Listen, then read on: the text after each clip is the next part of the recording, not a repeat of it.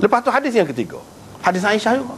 Aku sendiri mandi dengan Nabi sallallahu alaihi wasallam dari bekah yang sama min janabatin, kerana berjunub. Tu terai ke? Terai ke? Tak timbul dah masalah tak terai tadi. Tak terai tadi tu dia nak cerita ada hadis yang mutlak, ada hadis yang muqayyad. Supaya juga ayat Quran. Kita nak faham satu-satu ayat Quran ni, kita tak boleh tengok setepak tu pegang hak tu kemang-kemang. Tak boleh. Dia kena tengok lain. Ada hak mutlak, ada hak muqayyad. Hadis ataupun ayat yang mutlak, kita kena pakai mengikut yang muqayyad. Yang muqayyad tu apa dia? Hak berjunub. Hak tadi mandi saja. Mandi ke apa? Tak ada sebut. Mutlak. Hak ni mandi apa? Mandi junub. Tu muqayyad orang panggil. Mandi junub. Itu muqayyad. Yang ni kita kena pakai hak mutlak tadi dengan makna muqayyad. Itu kaedahnya. Walaupun tak ada sebut tadi mandi junub, tapi maksudnya ialah mandi junub berdasarkan riwayat yang lain. Lepas tu hadis yang mutlak tu kita boleh pakai juga. Boleh pakai juga. Tetapi lebih umum sifatnya. Tidak lebih khusus. Kalau kita pergi kepada hak muqayyad ni, ia lebih khusus dan lebih jelas. Dia nak ceritanya ada dalil mutlak, ada dalil muqayyad, ada dalil umum, ada dalil khusus. Ni fiqh dah tu, usul fiqh dah tu. Yakni Imam Bukhari ni orang yang berdisiplin dalam ilmu dia. Dia tahu gapo dia orang panggil dalil umum, gapo dia dalil khusus, gapo dia mutlak, gapo dia muqayyad, dia tahu. Orang yang reti benda-benda ni barulah boleh nak jadi mujtahid. Bukan sembarangan. Tak reti, Quran pun tak ingat lagu mana. Quran pun tak ingat, tak tahu duduk mana, cara kau benda ni, masalah ni. Dia kena tahu hak tu. Ayat Quran tu mesti dah. Hadis tu banyak. Quran tu. Hadis ni ada juga orang dia tahu hak ni, orang dia tak tahu. Tapi ayat Quran mesti kena tahu. Mesti kena tahu. Tengok. Hadis yang ketiga, supa tadi juga kata dia. Supa tadi. Bila supa tadi, maksudnya hak tadi tu hak mutlak. Kita kena pakai dengan makna muqayyad. Dengan makna muqayyad. Yakni apa ni? Maksud mandi tadi dalam hadis yang pertama tadi ialah mandi junub juga. Mandi junub juga. Dan kalau mandi junub, tangan tu tak tengok duk berselisih tangan. Lepas tu mesti ada ngecik, mesti ada gapo. Lepas tu, tak terangkat lagi hadas. Kira-kiranya masih lagi dia tu kotor lah. Dah kotor, kalau kotor tu menajiskan air, apa dia celup. Baik orang kata boleh jadi tidak lagu tu dia buat tu. Tidak semesti kata kalau tak pakai gayung tak mesti celup tangan. Boleh jadi dia pegang bekas tu dia cuak. Dia tak ada gitu. Boleh jadi. Ulama dia fikir habis. Lagu mana kalau dia cuak? Itu tidak masuk tangan. Padahal mau tahu mana cuak lagu tu. Senggeng bekas tu dah. Tak ada dengan tangan. Dia mau tahu mana. Kita kata celup tu sebab takhtalifu fihi, dalamnya. Dalam tu lagu mana?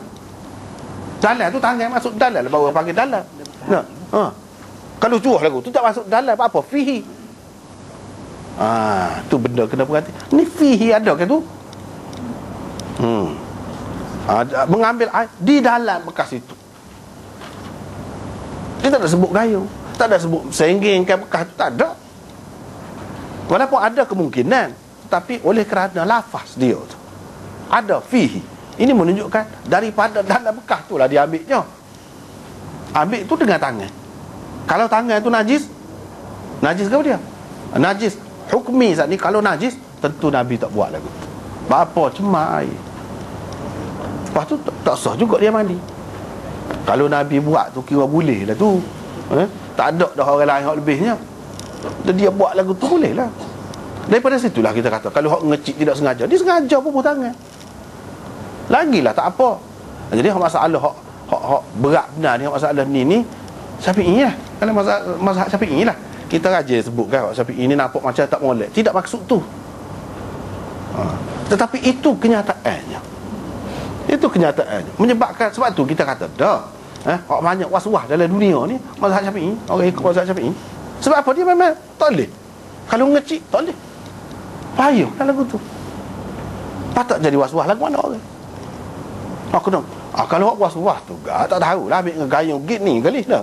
Jauh ni holok dah. Lepas tu pergi jauh. Adakah dalam contoh hadis-hadis Nabi buat begitu? Lagu tu orang panggil menyusahkan. Lepas tu, mana tahu. Orang wasuah kan? Orang nama kan ada ngecik kan tak? Walaupun aku buat jauh gitu. Dah. Allah tangan. Dengan gayung pula tu. Lepas tu pergi mandi, cuah jauh. Nyusah tu. Nak yang cermak tak nak. Cermak. Tapi cermak terlajak ni pun tak boleh juga. Jadi kedeku. Orang panggil. Cermak tu bagus. Cermak kalau dia belanja. Dah cermak tu bagus. Tapi kalau terlajak cermak jadi kedeku. Jadi lagu tu lah. Susah. Hak sedai molek lah. Hak sedai molek lagu mana? Kita dah Nabi buat tu sedai molek lah. Mungkin Nabi orang paling sederhana kan? Mana lagi orang lain lebih sederhananya? Itulah hak sederhana. Paling sederhana hak kemuncak je. Paling molek. Tak ada lah menyusah. Tak ada lah menyusah. Imam Bukhari nak cerita lagi di sini kan? Dia kata banyak kemungkinan tu. Hak boleh jadi celup tangan. Katakanlah kalau kita pakai gayung ke ataupun cetung hak plastik tak apa, dia napuk dah. Tapi kalau pakai hak besi celah. Dia selah. Apa selah nak kan? Tak kena ambil nyakuk tu, sepuluh nak ambil dalam selaga tu. Celup tangan juga. Berapa celup tangan? Kita tak mandi lagi. Kan celup. Sekarang yang kedua, dia banyak, ada kalanya kita perlu celup tu, tidak mesti celup banyak. Celup sikit, kita nak tahu panas cara mana. Dah. Boleh jadi juga celup. Kalau kita celup dengan kayu tak serah panas, kau sejuk dah. Dengan tangan buat usaha dah. Dengan tangan buat usaha. Sekarang ni celup dengan tangan. Dan benda ni dilakukan oleh sahabat-sahabat. Ada buat lagu tu. Kalaulah najis memang mengotorkan air, tentu mereka tu tak buat kerja lagu ni. Dah dalil banyak gitu semua. Lepas tu kalau kita tanya, setelah kita mengaji hadis ni, baik, demo hak kata tak boleh tu ngaji kita. Tahukah hadis hak kata tak boleh? Cuba royak so. Hak kata tak boleh, king ngecik dalam tu air tu jadi kotor, tak boleh celup dengan tangan, kena celup dengan gayung. Tahukah hadis? Buat mari so. Cuba mai. Tak tahu. Tak ada.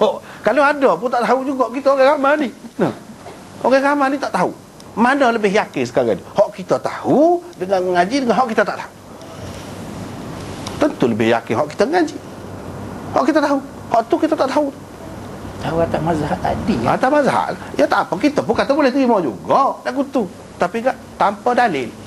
Itu orang panggil taklid. Ni kalau kita tahu lagu ni hadis. Orang panggil ittiba, bukan taklid. Mana lebih ittiba dengan taklid? Semua kata lebih ittiba. Kita tidak mujtahid, kita tak reti juga nak keluar hukum, tapi kita ngaji, kita tahu ni hadis. Ni Imam Bukhari kata gini, kita ngaji. Kita ikut tu bukan ikut membabi buta, orang kata. Ikut tu dalil ada juga. Cuma kita tak boleh nak keluar sendiri hukum tu je. Tapi kita tahu ada dah orang telah mengeluarkan hukum daripada hadis ni gini-begini. Kita sudah tahu dah. Mana lebih baik? Lebih baik ittiba, orang panggil. Hak tu taklid. Tak sah ke taklid? Sah boleh untuk orang ramai ni. Takkan semua nak jadi alim. Takkan semua nak jadi alim ulama sampai ke peringkat boleh buat keluar hukum daripada Quran dan hadis. Berat lagu tu. Kita pun tak kata gitu. Boleh. Cuma mana lebih baik? Semua kata lebih baik ittiba. Syafi'i kau siapa kau semua kata lagu tu. Kita ni belajar hadis nak buat ni, itulah orang panggil nak berittiba. Berittiba sebab Nabi suruh ikut dia. Mana taklid bermazhab, mana lebih ittiba lagi lah. Tentu dah. Lebih ittiba. Sekarang ni kalau kita tanya Syafi'i, kita ikut. Itu orang panggil taklid. Kita tahu ke dalil dia? Tak tahu. Taklid orang panggil. Hak ni, hak kata lagu ni kita belajar, kita tahu dalil dia. Orang panggil ittiba dah lah. Sekarang ni kalau kita ikut hak ni ittiba orang panggil, bukan taklid. Bukan mujtahid. Kita tidak mujtahid. Orang ramai ni tidak mujtahid, tapi dia tahu dalil. Itu orang panggil ittiba. Sekurang-kurangnya kita boleh kata dalam Bukhari ada. Dan Imam Bukhari ambil daripada hadis ni, dia buat kesimpulan gini-gini. Ada. Kita sudah ngaji. Kalau orang ngaji fiqh, beza dia. Fiqh Syafi'i pun, dia tidak duk baca kitab Syafi'i sendiri. Belum tentu lagi hak duduk pegang, hak duduk wayak, duduk mengajar hak Syafi'i sendiri. Sama ada hujah Syafi'i kau hujah orang pengarang kitab, kita tak tahu.